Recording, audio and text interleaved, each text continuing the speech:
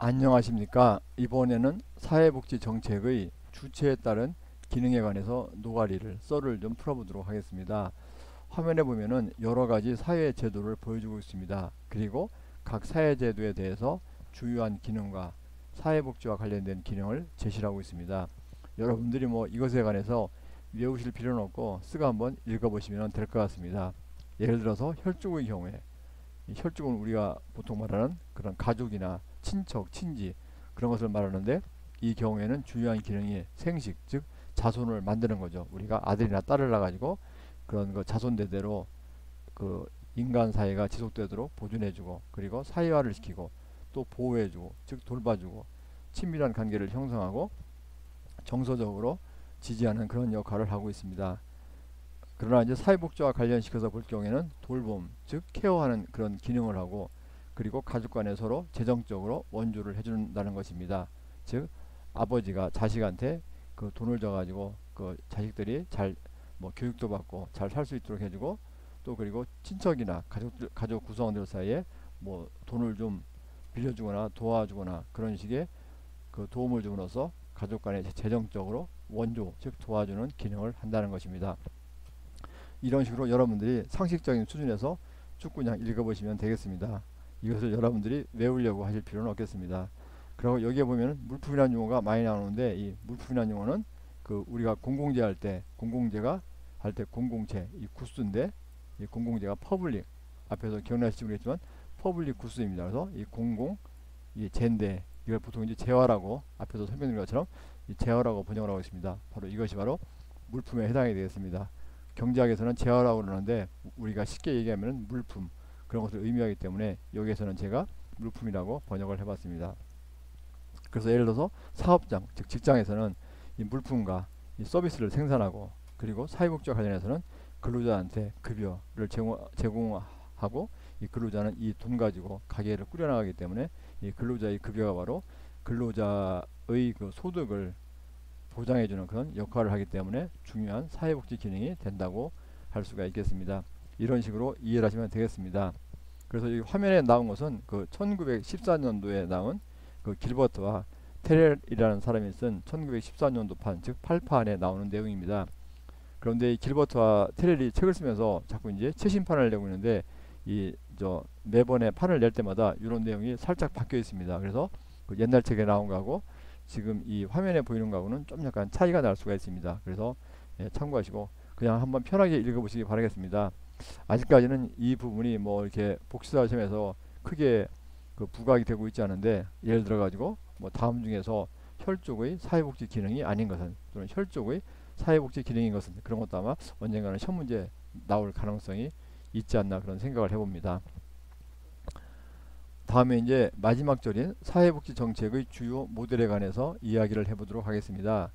그런데 먼저 이제 말씀을 드리고 싶은 것은 사회복지 정책의 모델이라는 것은 그 복지국가를 분류하는데 적용하는 경우도 많다는 것입니다. 이데올로기를 분류하는데 적용하는 경우도 많은데 대개의 경우 이 사회복지 정책의 모델 이 화면에 앞으로 설명할 내용을 가지고 복지국가를 분류하는데 즉 사회복지 정책과 관련된 모델이라기보다는 복지국가와 관련된 모델 이런 식으로 써오는 경우도 많다는 것입니다. 그냥 참고로 하시기 바라겠습니다. 그 책에서는 이제 두 가지의 그 모델을 제시하고 있는데 첫 번째 모델이 윌렌스키와 르보가 제시하는 모델입니다. 이 윌렌스키와 르보의 모델은 워낙 유명해서 아마 사회복지를 공부하시는 분들이 윌렌스키와 르보를 모른다. 윌렌스키와 르보의 모델을 모른다. 또는 윌렌스키와 르보를 모른다. 그런 그분은 사회복지 공부를 더럽게 안 하셨다. 이렇게 이제 할 정도로 유명한 사람입니다. 제가 좀 약간 좀 심한 말을 했는데 여하튼간에 윌렌스키와 르보의 모델은 사회복지 개론서에서 기본으로 다루고 있는 것이고 또 저기죠 일부 과목에서도 기본으로 다루고 있는 것이니까 아시는 분은 다시 한번 복습을 하시고 모르시는 분은 잘 기억을 해두시면 되겠습니다. 윌렌스키와 르보는 모델을 두 가지로 구분합니다. 이 모델의 경우에는 보통 우리가 모형 이렇게도 이제 번역하는데 그냥 여러분들이 뭐 관점 이렇게 이제 이해하셔도 되겠습니다. 어떤 관점 또는 모형, 모델 다 뭐 비슷한 얘기라고 볼 수가 있겠습니다.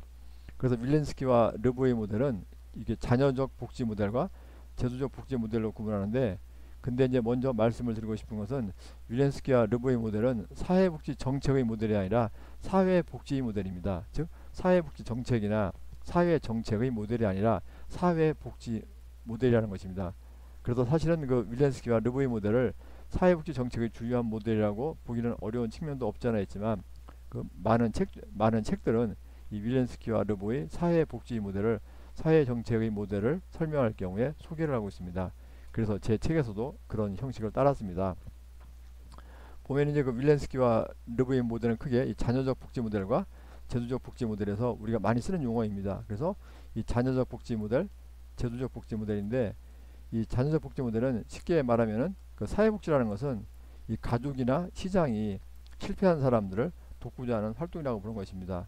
좀 쉽게 얘기해서 사회복지라는 것은 이 가족 구성원들이 도와주지 못한 사람들 또는 시장이라는 것은 물건을 사고 파는 데니까 시장에서 구입을 하지 못하는 사람들 그런 사람들을 돕고자 하는 활동이다. 쉽게 얘기하면은 자녀적 복지 모델이라는 것은 사회복지라는 것은 취약한 층, 빈곤층이나 취약한 층을 돕고자 하는 활동이라는 것입니다. 그러니까 사회복지의 그 대상을 자녀적 복지 모델에서는 빈곤층이나 취약층 그런 식으로 보고 있습니다.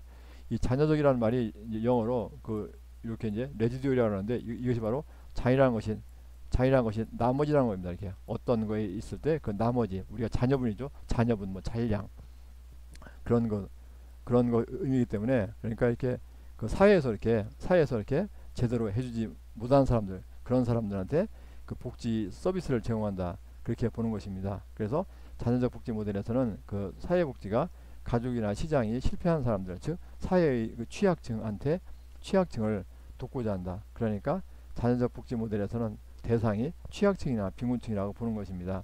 그래서 결국 이 사회복지의 그 자녀적 복지 모델에 따르면 사회복지에는 그 구호품이나 자선이라는 오명이 따라붙는 경우가 많다는 것입니다. 사회복지는 이렇게 그 취약층이나 없는 사람들을 하기 때문에 그냥 도와주는 것이다. 자선 사업이다.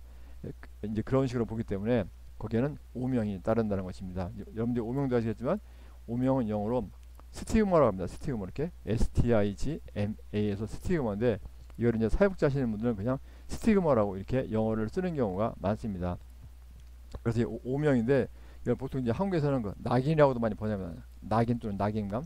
그러니까 쉽게 말하면 이 스티그마라는 것은 수치감, 좀 이제 무식한 말로 쪽팔림 그런 겁니다. 그래서 이 자녀적 복지 모델에서는 우리가 사회복지를 예를 들어서 사회복지 제도에서 어떤 사람을 도와줄 경우에 이런 도움을 받는 사람은 쪽팔림을 좀 수치스러움을 그런 것을 느낀다는 것입니다. 그래서 오명에 따라붙는 경우가 많고 그런데 이 자녀적 복지 모델은 사회복지를 좁게 그러니까 사회복지의 대상은 사회 취약층이다 그렇게 보기 때문에 사회복지를 좁게 보는 모델입니다. 그것에 비해서 제도적 모델은 자녀적 복지 모델과는 대조되는 개념입니다. 그래서 제도적 복지 모델에서는 사회복지라는 것은 그 산업사회에서 정상적이고 기본적으로 필요한 것이다 이렇게 이제 보고 있습니다. 그래서 당연히 여기서는 이제 떳떳하게 우리가 사회복지에 대한 서비스나 급여를 떳떳하게 받기 때문에 오명이 따라붙지가 않습니다. 그래서 쉽게 얘기를 하면은 우리가 아동복지의 경우에 이건 뭐 아동복지 책에도 많이 나오는 얘기인데 아동복지의 경우에 그 자녀적 복지 모델에 따르면은 아동복지의 대상은 빈곤한 아동 예를 들면 뭐 빈곤한 아동이나 또는 무슨 뭐 약간 그 학대를 받는 아동이나 여태간에 취약한 아동 어려운 아동 그런 아동들을 대상으로 하고 있습니다. 그렇지만 제도적 복지 모델에 따르는 아동복지에서는 어떻겠습니까? 모든 아동을 전부 다 대상으로 하고 있습니다. 그래서 그렇게 이제 이해를 하시면 되겠습니다. 그래서 이 자녀적 복지 모델과 제도적 복지 모델은 서로 그 대조가 되는 모델이라고 볼 수가 있겠습니다. 그런데 산업화가 진행되면서 이제 그 이 제도적 복지 모델이 주요한 모델이 될 것이라고 예상을 하고 있습니다. 아마 여러분들도 금방 뭐 이렇게 생각할 수가 있겠죠. 그래서 아동복지의 경우에도 아동을 이제 취약한 아동, 뭐 빈곤하는 가정의 아동이나 이렇게 또 어떤 뭐 학대를 당한 아동이나 그런 아동들에게만 주목하는 것이 아니라 모든 아동을 대상으로 모든 아동에 대해서 주목하는 방향으로 나가기 때문에 앞으로 이제 예상은 이 자녀적 복지 모델에서 벗어나서 제도적 복지 모델로 뿅 하고 날아갈 것이라고 본다는 것입니다. 이것이 이제 그 윌렌스키와 르브가 쓴 책입니다. 이게 윌렌스키고요. 예.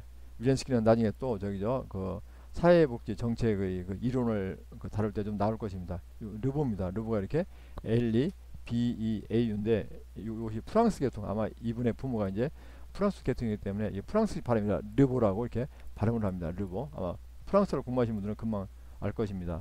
그래서 이 사람이 쓴 책이 화면에 나오는 것처럼 산업사회와 사회복지입니다. 그래서 이 책은 사실은 사회복지 개론서입니다. 사회복지 개론서인데 이 사람들이 1965년도에 이 책을 썼는데 이 6장, 이것이 6인데 6장 왜냐면 이 컨셉션즈 오브 소셜 웰페어에서 사회복지 개념입니다. 그래서 이분들이 여기다 이렇게 자녀적 그 복지, 자녀적 복지 개념 이렇게 제도적 복지 개념이라는 말을 소개를 해가지고 굉장히 유명해졌습니다. 그래서 여러분들이 사회복지 하시는 분들은 그 자녀적 복지 모델 또는 자녀적 복지 관점 그리고 제도적 복지 모델, 제도적 복지 관점 등등 이런 식으로 여튼간에 자녀적 모델과 제도적 모델 이렇게 그 대조가 되니까 꼭 좀 기억을 해두시기를 바라겠습니다. 그리고 이것은 미시라라고 옛날에 미시라라는 사람이 있는데 이 미시라는 유명한 그 사회정책 학자입니다.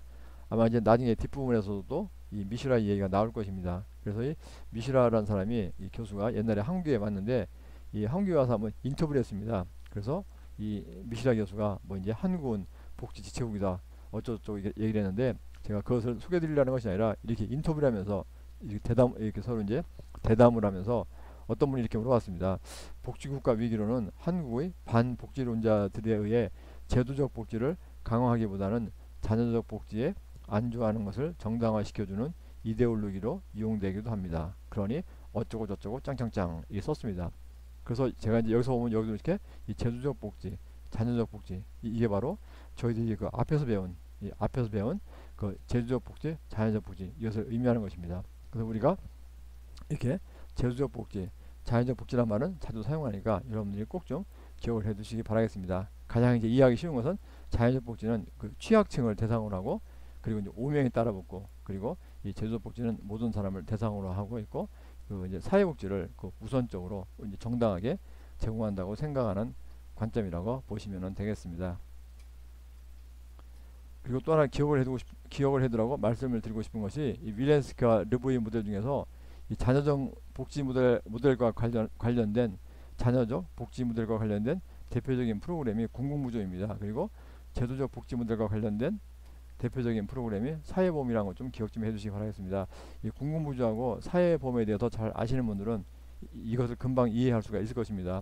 이제 여러분들이 나중에 그 사회보장론이라는 과목이 있는데 그 과목을 듣고 나시면 금방 이해가 되시고 저희 그 교재에서는 나중에 뒷부분에서 이 사회보험과 공공부조에 관해서 자세히 다룰 것입니다. 그래서 아마 아시는 분은 다 아시겠지만 이 공공부조라는 것은 빈곤층을 도와주는 국가가 빈곤층을 도와주는 제도입니다.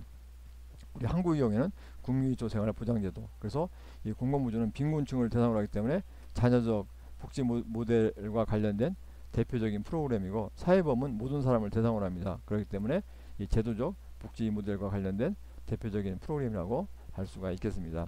기억을 해두시면 감사하겠습니다. 다음 이제 그 티트머스의 사회정책 모델입니다. 티트머스 앞에서도 한번 언급한 적이 있는 학자인데 티트머스는 사회정책과 관련해서 세 가지 모델을 제시합니다. 사회정책입니다. 그 티트머스는 그 사회정책과 관련해서 세 가지 모델을 제시하는데 첫 번째가 자녀적 복지 모델이고 두 번째가 산업적 성취업적 모델이고 세 번째가 제도적 재분배 모델입니다. 그런데 그 첫 번째 자녀적 복지 모델하고 세 번째 제도적 재분배 모델은 그 윌렌스키와 르보의 자녀적 복지 모델과 같습니다. 그리고 역시 이 제도적 재분배 모델도 역시 윌렌스키와 르보의 제도적 모델과 같습니다. 그래서 뭐 별도로 설명을 드리지 않겠습니다. 그래서 이 자녀적 복지 모델과 제도적 재분배 모델은 약간 좀 이 경우에는 그 이름이 틀리지만 그 윌렌스키와 르보가 제시한 즉 앞에서 이 윌렌스키와 르보가 제시한 이 자녀적 복지 모델하고 제도적 복지 모델 그거와 같다 이렇게 이제 이해를 하시면 되겠습니다. 예, 그래서 이제 그 티트모스의 경우에 추가하는 것이 산업적 성취업적 모델입니다. 그래서 산업적 성취업적 모델은 뭐냐면은 이 사회복지라는 것이 경제 영역의 보조물로서 중요한 역할을 한다고 보는 것입니다. 즉 이렇게 이제 산업복지 경제제도가 있다면은 이 사회복지 제도라는 것은 경제제도를 도와주기 위해서 즉 경제제도가 잘 돌아가기 위해서 도와주는 그런 제도라는 것입니다. 그러니까 경제제도하고 이 사회복지제도가 대등한 관계가 아니라 이 사회복지제도는 그 경제제도를 지원해주고 도와주는 그런 하나의 그 보조물이다 이렇게 이제 보는 것이 바로 산업적 성취업적 모델이라고 볼 수가 있겠습니다. 그래서 이 산업적 성취업적 모델을 시녀 모델이라고 이야기합니다. 한여죠, 한여. 그러니까 이 그 사회복지 제도라는 것은 경제 제도의 하나의 시녀다, 한여다 이렇게 보는 것입니다. 그래서 이 경제 그 사회복지 정책은 경제 정책의 하나의 시녀 한여, 군대 말로 하면 따까리다 이렇게 이제 표현을 하는 것입니다. 그래서 여러분들이 이렇게 세 가지 티스머스는 자녀적 복지 모델, 산업적, 성취업적 모델인데 이것을 시녀 모델이라고 하고, 여기서는 사회복지 제도 또는 사회복지 정책은 경제 제도 또는 경제 정책의 보조물로서 역할을 한다고 보는 것입니다. 그리고 이제 제도적 재분배 모델은 윌렌스키하고 르보가 말한 그 제도적 모델과 같다 이렇게 이제 이해를 하시면 되겠습니다. 약간 좀 얘기가 길어졌습니다. 예, 그래서 이것으로서 2장을 모두 마치도록 하겠습니다. 예, 수고 많이 하셨고 들어줘서 감사드립니다. 예, 꾸벅 하겠습니다.